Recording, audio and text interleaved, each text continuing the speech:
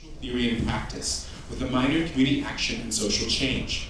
Last summer, she worked on a congressional campaign for the first African-American female mayor of Southfield, which sparked her interest in managing political campaigns for women of color. Currently, she is the political action chair for the University of Michigan chapter of the NAACP. As chair, she works closely with people of color at the university to get them civically engaged. Please welcome Chene.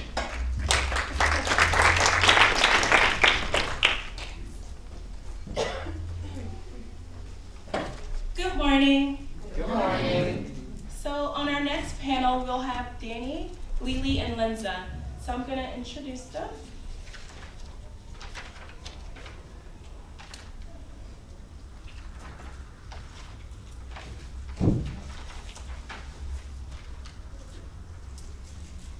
So Linsa is a recent graduate of the University of Michigan with BAs in biopsychology, cognition, and neuroscience, and English. She works as a diversity peer educator for the residence halls and is the chair of the Coalition of Trans and Queer People of Color, a founder and core member of the Michigan Women of Color Collective, and is also involved in various other student organizations.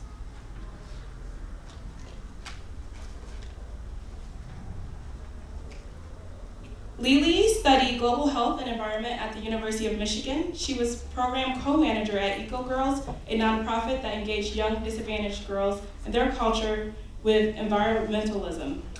Starting in September, she will be in Indonesia for 10 months to do research HIV risk among domestic maids. And Danny is a recent graduate of the University of Michigan with a Bachelor's of Science degree in biopsychology, cognition, and neuroscience. He also served as a peer academic success specialist in the residence halls and an academic success partner through the Office of Academic Multicultural Initiatives. Danny intends to eventually pursue a master's in student affairs and higher education administration. And we want to remind the panelists to keep time to 10 minutes, but you can go ahead and start your presentations. Thank you.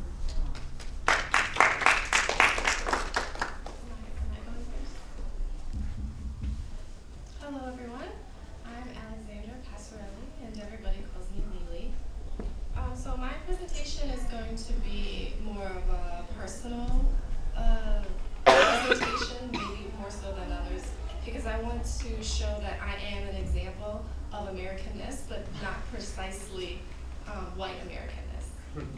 So today I'm going to be talking about what happens when Americans work or go overseas.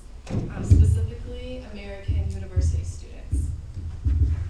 And what happens when we are confronted with our Americanness and our American privilege. For those of us who don't have a background as being of European descent, sometimes this can be really traumatic, really confusing when we go overseas, when we go back to our supposed motherland. And I really wanted to do this topic today because I think I know a lot about this topic, and I think I know more than my peers about this topic. I wanted to start off with this tension in being international in the U.S. So on one hand, a lot of Americans don't have passports. They don't know another language. They've never gone overseas. We see Americans as very, very patriotic and don't really understand the outside world because they don't have to. And at the same time, in an American university context, there's a lot of pressure to go overseas. There's a lot of pressure to have that experience, to be a well-rounded person, to study abroad, to do research abroad, or to do some sort of volunteerism. That's how you show. That's how you show that you're, a intellectual in some sense, that you have a lot of experience. Because I went overseas for a semester, and it seems contradictory, as if these two things shouldn't be in the same place. But I think it's related. I don't even see it as two sides of a coin. I think it's just different patches in the landscape of Americanness, because these two things that are going on, this tension, is they are both a product of being in the United States and having the power to decide if I want to engage with a different culture, if I want to go overseas, if I want to look for funding to be someplace else. And it's also, for people of color, it's also about letting ourselves being assimilated or finding ourselves. So for our group,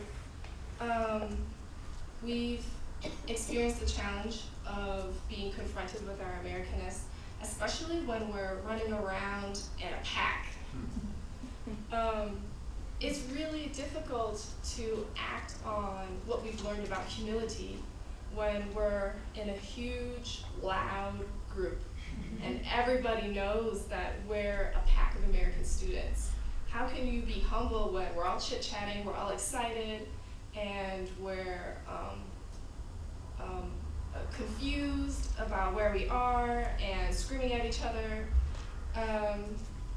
And we've also been confronted with our Americanness as a group because we know and we have discussed and we have seen that we are exempt from xenophobia, from the attacks that have recently happened. We know that we're not going to have this sort of problem because as a group, even though there's so many of us who are students of color, we know that because we're American college students, we're going to be okay. We're tourists. We're not here to take away jobs.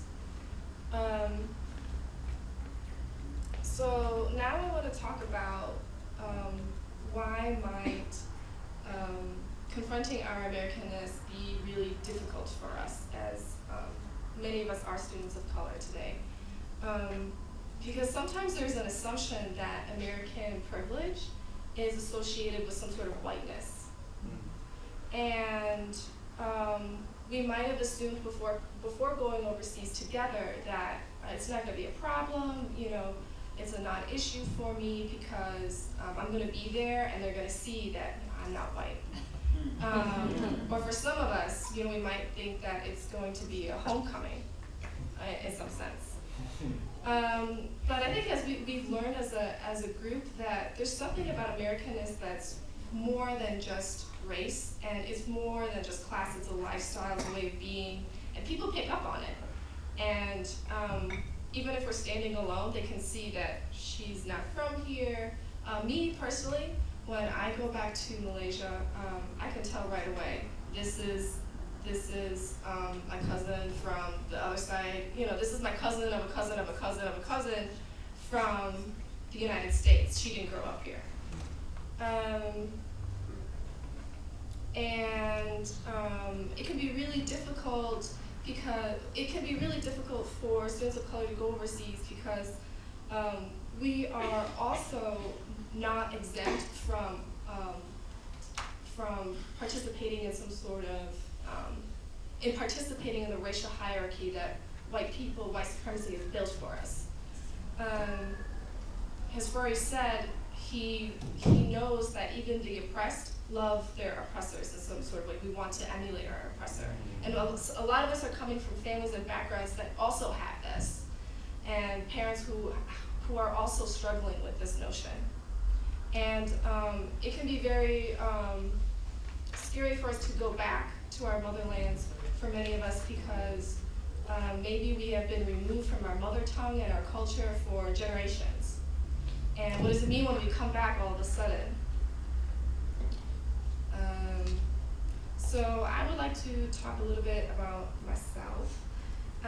So I'm, my father is Italian American and my mother is Chinese from Malaysia. So it's almost like diaspora square. And in Malaysia, there are 3 main races, or that's what the government believes. So everyone has an ID card, and you're either Bumiputra, Chinese, or Indian. And on my mother's card, it says Chinese. And Bumiputra is easily understood as someone who is a Malay person. And things can get really complicated because you can also gain Bhumi Putra status if you're Muslim. So if you're Indian but practice Islam, you can be Bhumi Putra. In Malaysia, in Malaysia, Malaysia is a part of the Malay archipelago, and this is the crossroads of Southeast Asia.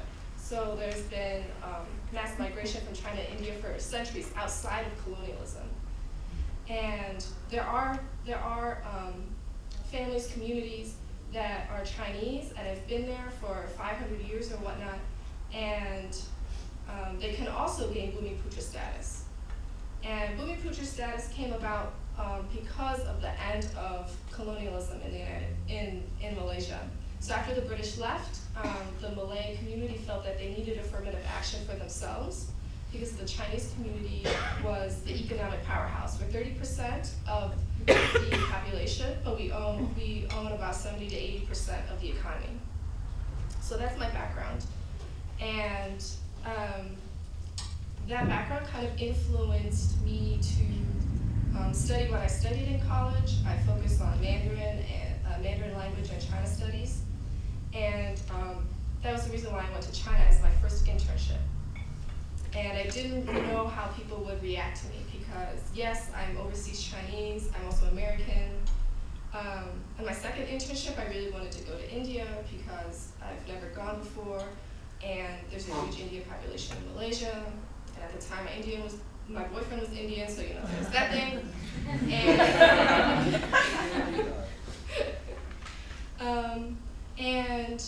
So I was actually going to do research, and that was the focus of my program. I was given money to do research, and there was no prep like we've had prep in POA. We had like a 20-minute talk about diversity and being open-minded and being respectful of tradition, and it was very shallow. And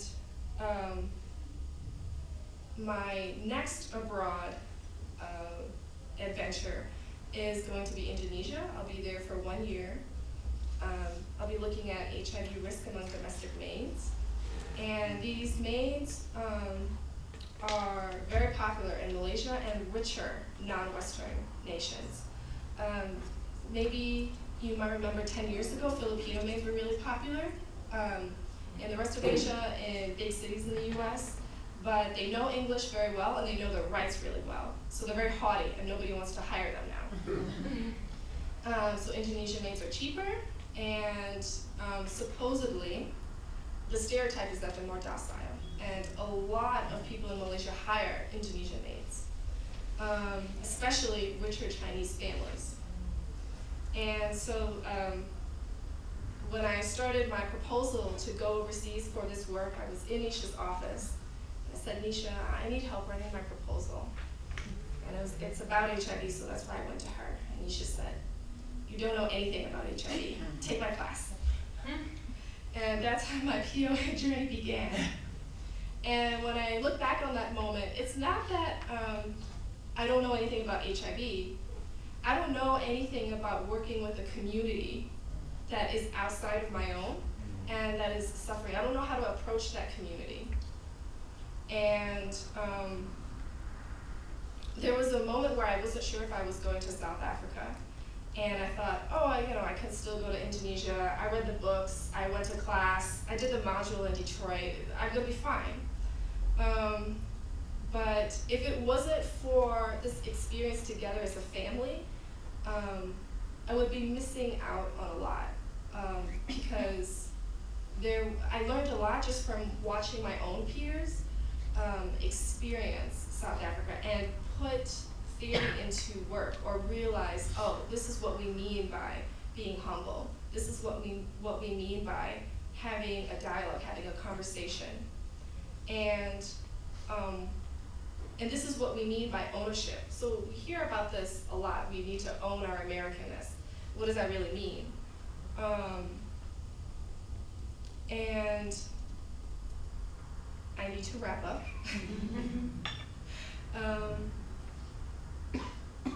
One thing that I do want to say is from actually acting on Furby's work and being with POA, working as a family, this is when I've really realized the importance of showing appreciation and showing the community that I'm working with that they'll give me more than I'll ever give them.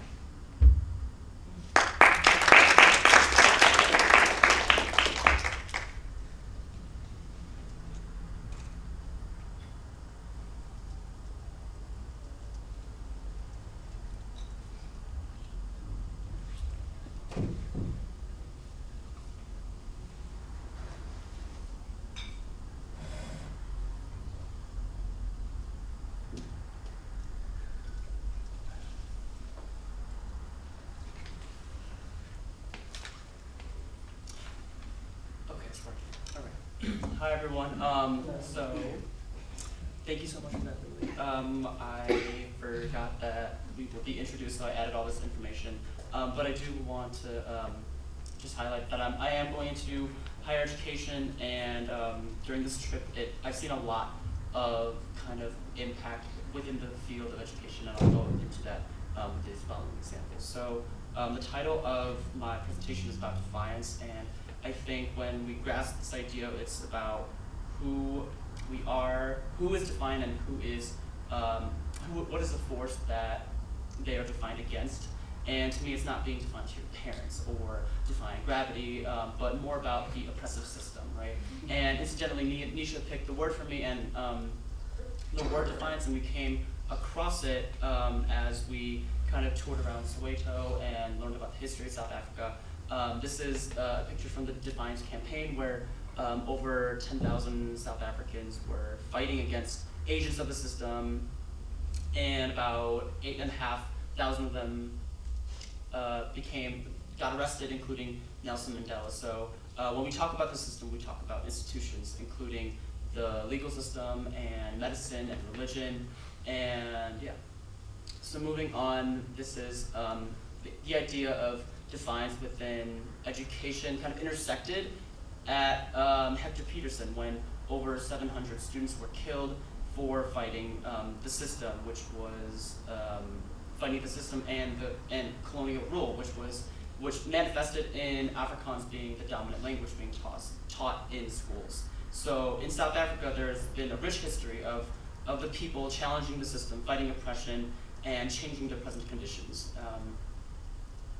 So it's not only Afrikaans that people kind of have fought against. It's also this idea of admittance into universities, and this has also been prevalent in the United States. It wasn't until in the year 1970, South Africa, 5.7% of university students were Black South Africans, compared to the 91% majority white students in universities. And even in the University of Michigan, the first Black student wasn't admitted until 1853, which is 36 years after the university's founding.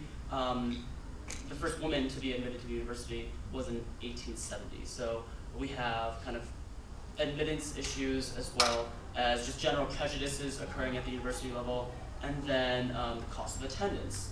And as university students, I feel like a lot of us know this really well. I believe that access to an excellent education should be a right and not a privilege that you have to pay for. Like we've been talking, we shouldn't be paying for our consciousness. Incidentally, in South Africa, in the year 2013, there's been an increase of 9% in tuition fees, which is a good amount. Imagine, within the next decade, how much it's going to cost. Granted, primary until secondary education is free, but what do you do after that? Just another graphic. So the university and going to college or trade school or whatnot is often seen as a golden ticket for coming out of harsh conditions, as mentioned before. But you have to sacrifice so much to get there in the first place. So to me, this exists as a form of oppression. You're kind of locked between the lesser of two evils. So when we talk about this hegemony of education and oppression that exists within the field, we kind of talk about two things. It's not only just all-encompassing, but we look at course format as well as professor-student dynamics. So at the just format level, you have the professor, which is on the right, they're wearing the rectangular hat, and then you have the students, and the information goes one way. The phrase is go engage your masters at educational institutions, which we heard last night at Rancoato's event. Students not only go to exist as vessels, but their only job is to receive and assume that what they're receiving is the truth. That's when this idea of experiential learning comes in. So I'm not saying go revolt against your professors and not take exams, but to look critically at this additional experience, which is experiential learning, I guess. Because here, in the previous slide, the material owns you, the professor owns you, and it's all within this system that we've been talking about. So I feel like we've all become a fan of acronyms.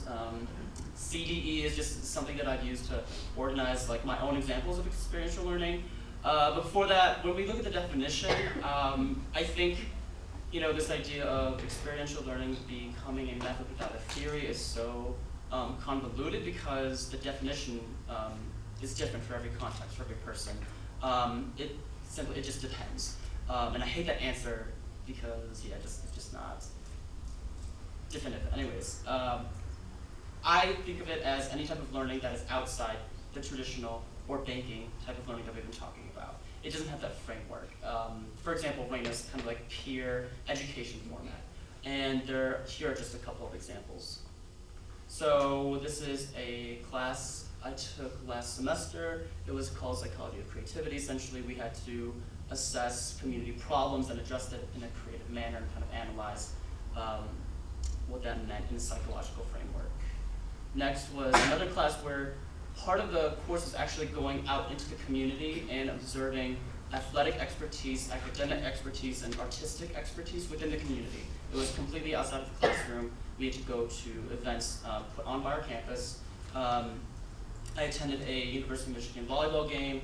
I analyzed Beyonce's performance and the artistry behind that. I mean, not like a live performance. And I wish. And the third one, I attended a lecture from a professor who's really, really renowned, Shelley Schreier. Okay, anyways, that's not really relevant. And then lastly, there's this class called Sociological Analysis of Deviance, and we had to conduct deviant experiments within the greater community, whether that meant hitting all the buttons in an elevator, standing close to next to someone in an elevator when you're the two only people, or like using like a banana as a phone in public, or something wild like that. All of these, which sound really awesome, but in the moment, it's extremely frightening. And lastly, we come to Nisha's course, which is Diaspora 43, Pedagogy of Empowerment. And I think this class was all about, I have to elaborate because this is different from the other things. It was about leaving a residue and leaving skills rather than leaving with the skills and experience. So in that format, I drew this little diagram. I think that you as a student, you act as kind of like a lightning rod between three parties. The material, as in the textual, the theoretical, the teacher, and I'll talk about who is the teacher, and then the community in general. In Lindsay's example, Irvin was the teacher after becoming a student previously. And within the course, Irvin connected with us, the student, and then with the community, which was this target population of HIV people, positive people living in Detroit. Nisha, again, is another teacher, connected us with the material. This is like the traditional route.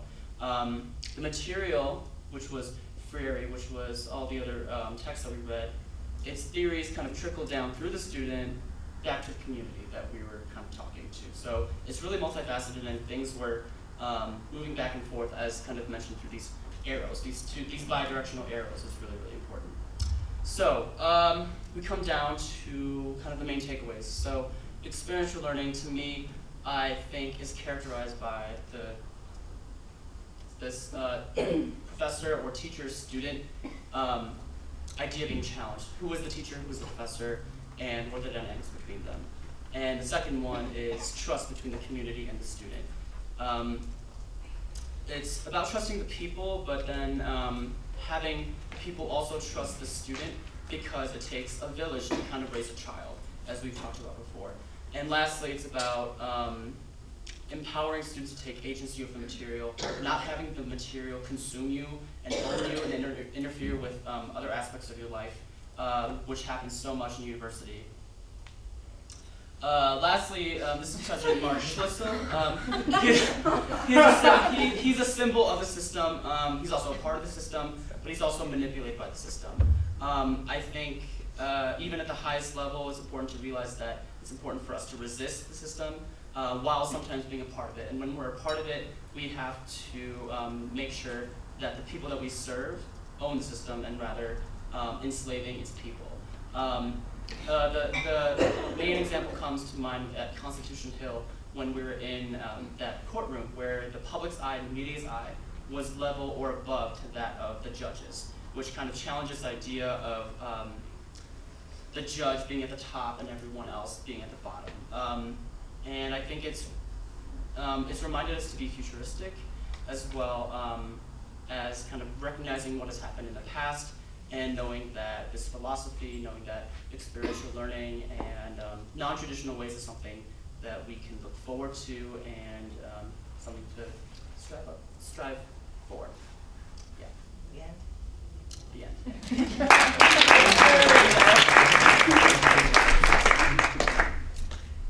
Hello everyone, my name is Linsa and I will be talking about the pedagogy of action as revolutionary evolutionary praxis. And so it's interesting because, hearing everyone talk about their own topics and things, I find that it feeds a lot into what I'm talking about. So Danny, for example, talked a lot about experiential learning and how POA is a different type of experiential learning. And I think that POA can be categorized as praxis, and that is a Freirean concept and a Marxist concept as well. And so before I go into that, I would like to start with the definitions that sort of ground my own understanding of the pedagogy of action as praxis. And so first, we have experiential learning, which I know Danny defined as with these three particular characteristics. However, at least based on my understanding of the courses at the University of Michigan, under this heading of experiential learning and sort of my encounters with experiential learning, it's really, like the name suggests, about the experience. And that means that there often isn't this theoretical foundation to the work. You're sort of just thrown into these communities and you're like, okay, we're gonna do this thing in this community and that's it. And there's no real critical thinking, or the critical thinking that is involved is very limited. And you're not looking at your actions within a larger context. So it's very, very surface level. It's just, I'm going in to this community to do this thing and to gain these skills, and it stops right there. And then there's also engaged learning, which I sort of see as a step up from experiential learning, but still kind of lacking.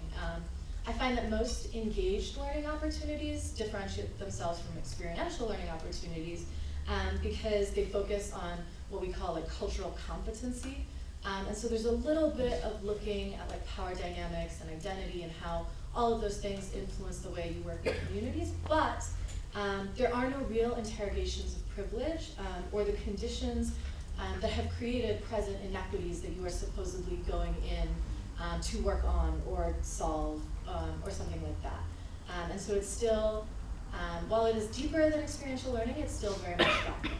And praxis, as defined by Freire in Pedagogy of the Oppressed, is action grounded in theory. So it is theory, as Nisha told us, it is theory put into action. It is also action with reflection. Freire talks a lot about how you can't simply reflect and not do anything, and you can't do things without reflecting and interrogating your actions. And then the final piece is that you are in dialogue with communities. And I want to preface this by saying, in dialogue with communities does not mean, sitting in a circle and having a facilitator and the ways we might, as University of Michigan students or elsewhere, consider group dialogues, but rather really building relationships with communities, working with communities, and trying to lessen the gap in those power differences. And dialogue includes both action and reflection in this definition.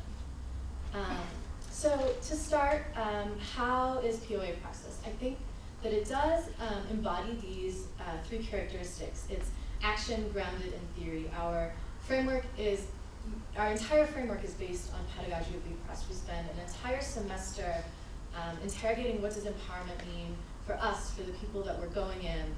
We work a lot with Freire, and we really look closely at like different Freirean principles and concepts and how this module embodies those things, and how we, as we go in to teach, can embody those concepts as well.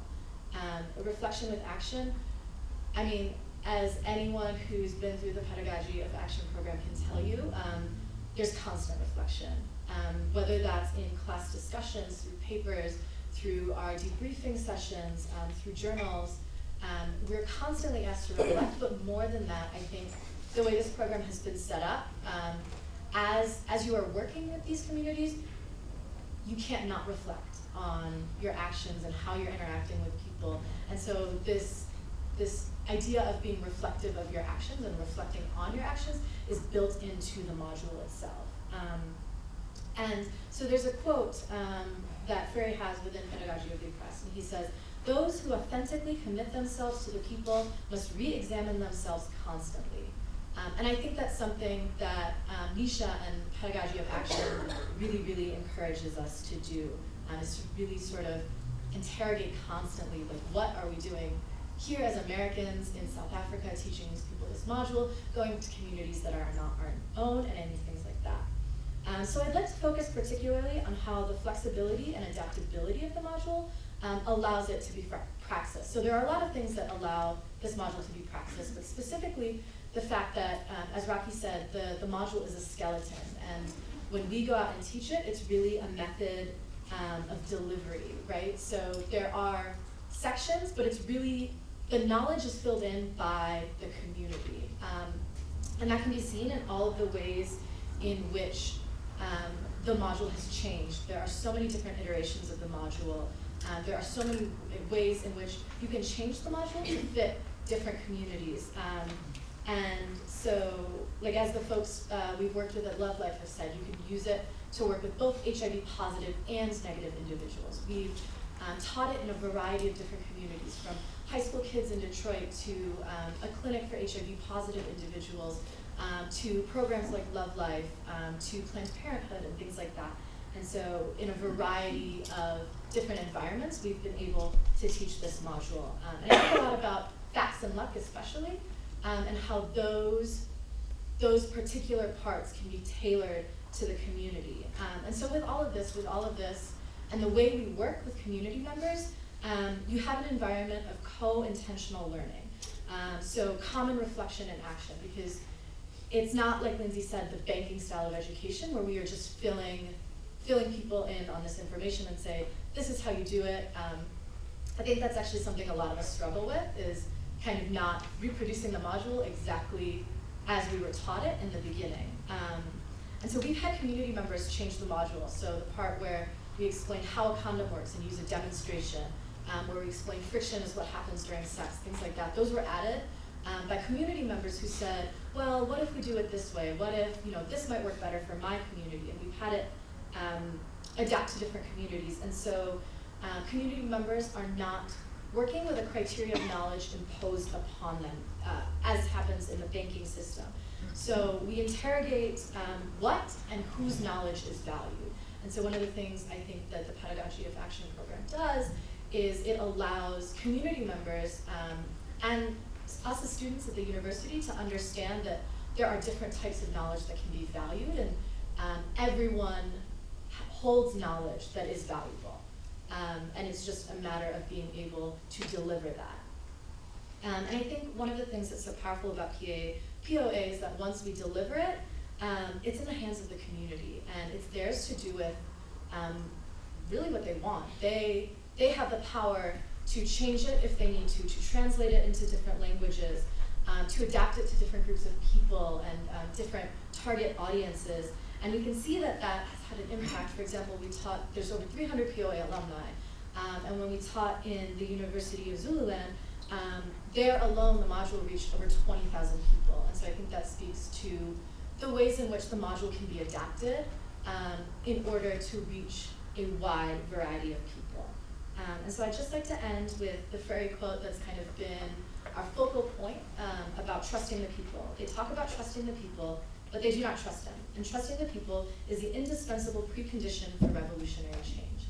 And I think one of the things the flexibility of this module does is it forces you to trust the people, because what we say is we are giving you this method, and it's something for me that became very apparent when I worked with folks at LiLi to translate the module, because I was like, I don't speak Zulu, so I don't know what you're saying, but I'm trusting you that you have the knowledge, and you're trusting yourself that you can translate this module and deliver it in another language, and that you have the skills and knowledge to be able to do that. And I think that POA forces, I mean, it doesn't force us, but in order for the module to be effective, you have to trust the people. Because once you teach it, the point is that you are giving up that control, and you are giving it entirely to the community, and so it's up to them what they do with it.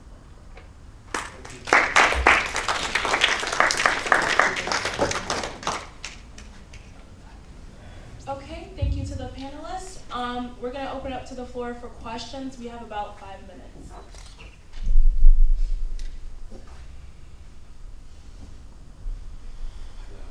This question is for Danny.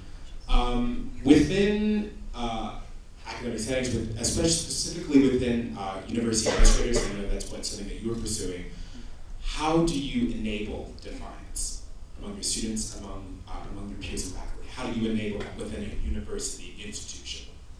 How do you enable defiance? I was actually looking at a comparison between Mark Schlissel and I believe University of Pennsylvania president. Her last name is Gutman, I believe.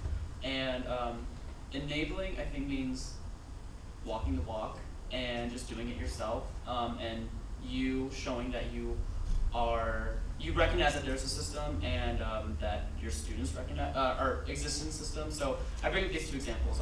President Mark Schlissel, he kind of enabled and was silent through this protest against showing of this film called American Sniper, which has its various problems, and at the end of the day, marginalized and further, perpetuated stereotypes against Arab or Muslim or North African people.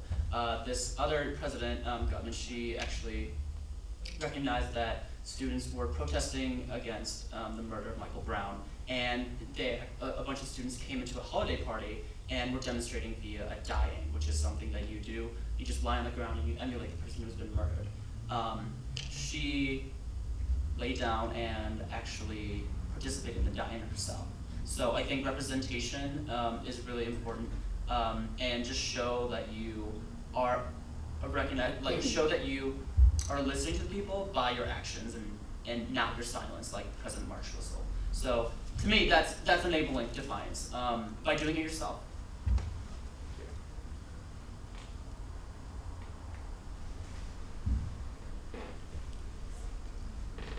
I have two questions, one for LiLi and one for Danny. For LiLi, I wanted to know, in all your experiences thus far, and now you're going to Indonesia, what are some things you're going to keep in mind for this next adventure, this next research? And then for Danny, I was looking at that map you had from like the student to the teacher, and one arrow that you said was indirect, like the material to the community, that wasn't indirect. So do you think, is there anything to be said about the fact that there's no direct arrow? Like, any thoughts you have on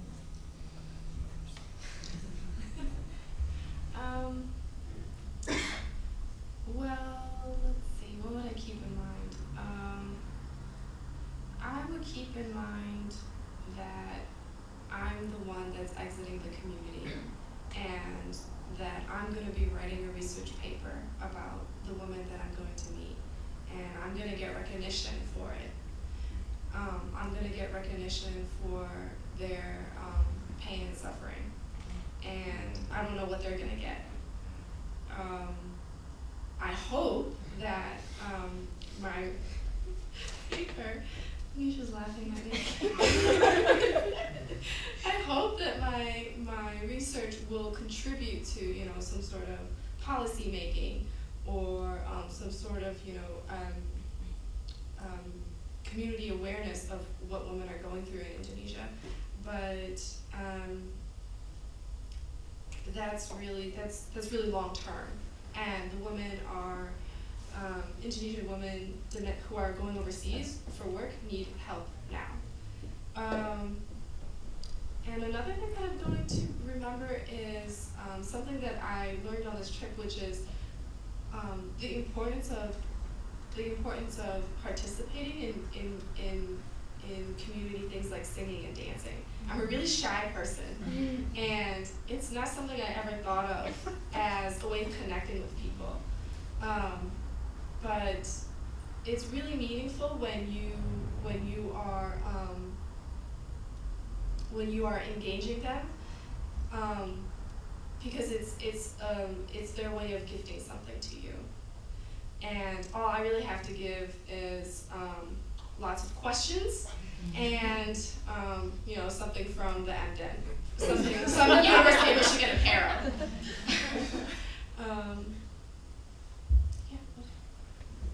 Monty, to answer your question, I think this direct link between the material and the community can exist, and I think I didn't highlight it, but it actually manifested in Irvin, for example, when Lindsay brought him up. So when Irvin became the student, he ultimately then became the teacher, and then entered my role as one of his students. So yes, we went to the community, we brought this material, which is the module, and brought it to the community. But what had been happening in between then was Irvin himself bringing this material directly to the community, to maybe people who came before or after, and thus we as a student were taken out. And I didn't actually highlight that because it exists, but I didn't highlight that, I guess, because the ultimate goal of this is to connect the material, connect other folks to everything, and leave ourselves, the student, and extricate, sorry, Nisha loves that word, out of the equation as much as possible. So I think that did happen. Okay, we have time for one more question.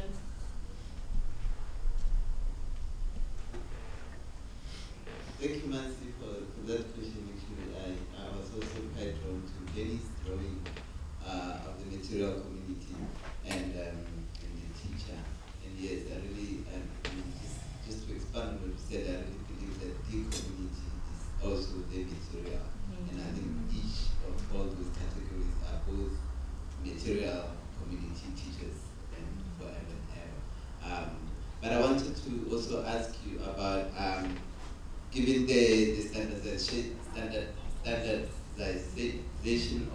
of assessment and certificate in our educational system in neoliberal spaces, how does Defiance contribute to, or at least how can you, and I mean this is open for everybody, but how do you make sure or ensure that Defiance does not undermine the marketability of graduates? Okay, so the question, as I understand it, how do you ensure that given the standardization of education and certificates, that Defiance as a concept doesn't undermine our credibility and this recognition of like a formal degree or whatnot? Wow, that's really which is interesting because we went and visited your space yesterday, and there's something very non-traditional.